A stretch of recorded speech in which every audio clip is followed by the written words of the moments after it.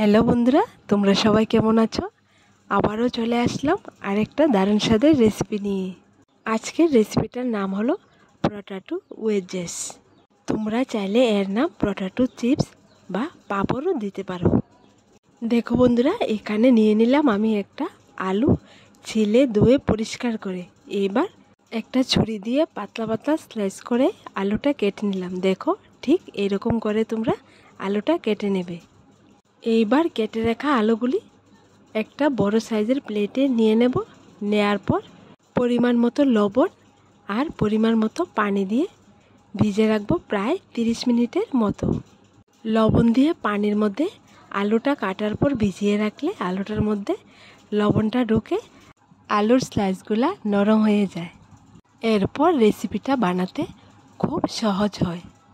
একদম ইউনিকভাবে আমি এই রেসিপিটা তোমাদের বানিয়ে দেখাবো। তোমরা চাইলে সকাল বিকাল নাস্তায় তোমাদের বেবিদের জন্য এই রেসিপিটা তৈরি করে দিতে পারো। খুবই ক্রিপসি অ্যান্ড ক্রাঞ্চি হয়, খেতে দারুণ স্বাদ লাগে। তাই তোমাদের বলছি, ঘরে থাকা সামান্য উপকরণ দিয়ে তোমরা এই স্বাদের রেসিপিটা তৈরি করে নিতে পারো।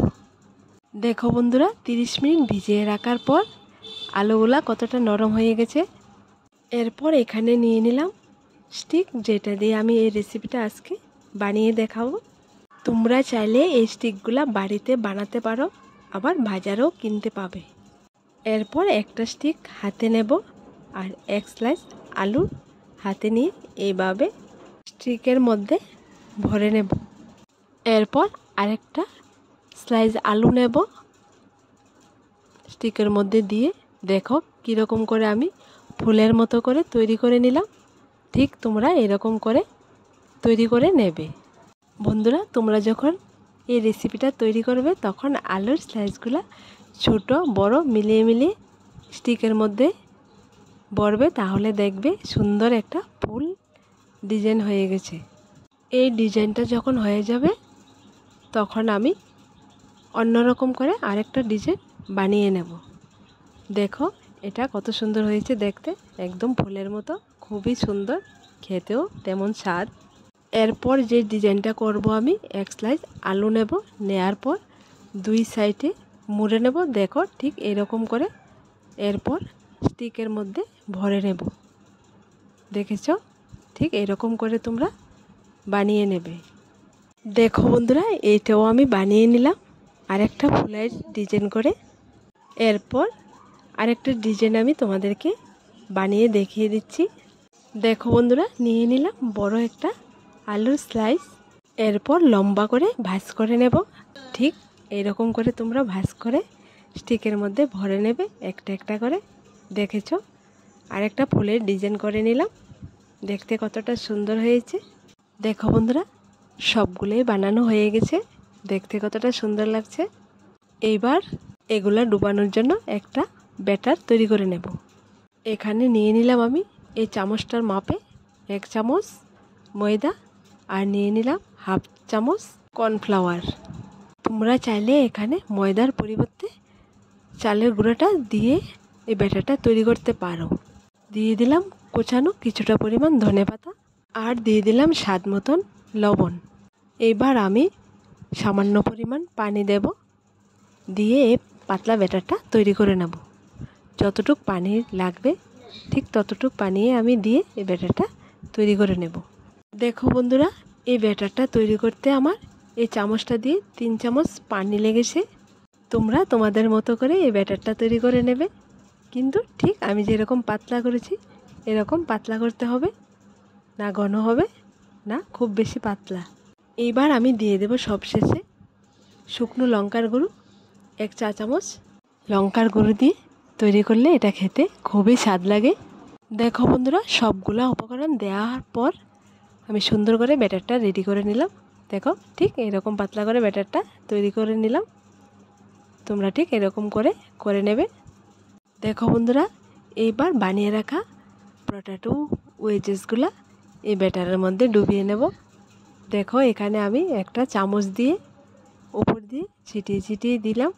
চামচ দিয়ে দিলে ভালো হয়, কারণ সব দিকে ব্যাটারটা ভালো করে লাগবে। দেখো বন্ধুরা, আমি একটার মধ্যে লাগিয়ে তোমাদের দেখিয়ে দিলাম। ঠিক একই রকম করে আমি সবগুলা ওয়েজেসে লাগিয়ে নেব। দেখো বন্ধুরা, সবগুলোর মধ্যে ভালো করে ব্যাটারটা লাগিয়ে নিলাম। ব্যাটারটা লাগানোর পর তোমরা একটু ঢাকা দিয়ে ব্যাটারটা পরিষ্কার করে নেবে, যাতে করে তেলের উপর দেওয়ার পর তেলটা ছিটকিয়ে উপরে না পড়ে। এবার এগুলা ভেজে নেব। এখানে ভাজার জন্য আগে থেকে আমি চুলোয় একটা প্যানে তেল বসিয়ে রেখেছিলাম। তেলটা গরম হয়ে গেছে।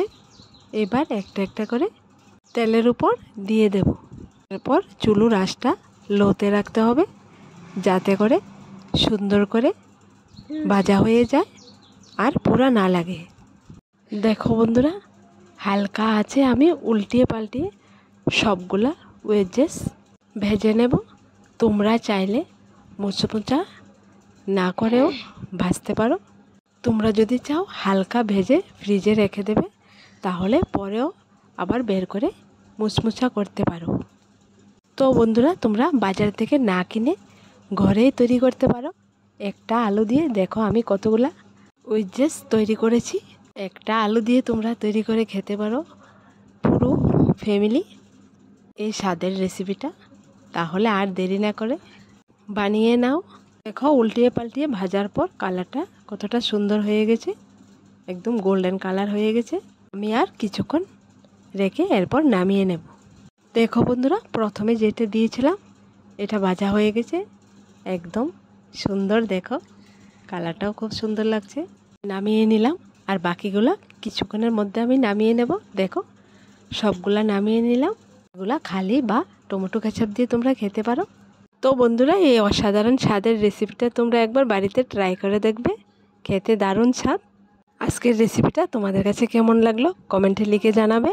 আর আমার দেওয়া রেসিপিগুলো তোমাদের যদি ভালো লেগে থাকে, তাহলে আমার এই চ্যানেলটাকে লাইক, শেয়ার এবং সাবস্ক্রাইব করে পাশে থাকা বেল বাটনটি অবশ্যই ক্লিক করে রাখবে, যাতে করে আমার দেওয়া নতুন নতুন রেসিপিগুলো সবার প্রথমে তোমাদের কাছে পৌঁছায়।